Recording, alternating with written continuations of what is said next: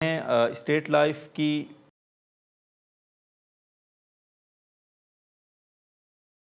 تو اب شرن کیا حکم ہے جی، کیا کیا جائے گا اب اگر جان چھڑانا؟ بس انشورنس کے حوالے سے ابھی میں نے عرض کیا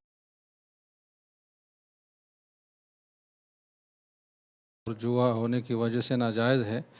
تو اس کی تو کوئی گنجائش نہیں ہے، اگرچہ اس کے مقاصد جتنے بھی اچھے بیان کیے جائیں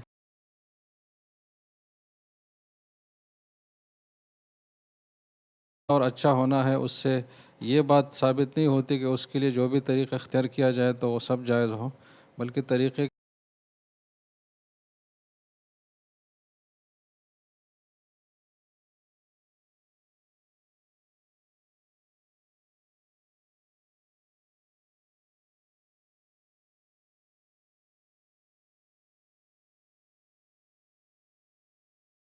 معتدبی مقدار میں ہو اور ان کے لیے اتنی رقم سے دستبردار ہونا یا مشکل ہو،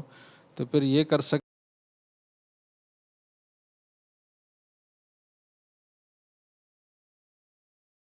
میں سے صرف اپنے اقساط کی جو جمع کردہ اقساط ہیں اس کے بقدر استعمال کرے، باقی کو صدقہ کرے۔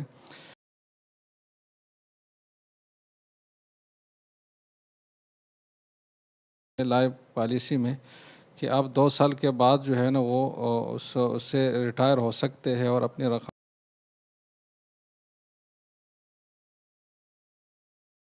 کے پاس بنتی ہے تو دستبرداری پر ان کے اوپر لازم ہے۔ ٹھیک ہے۔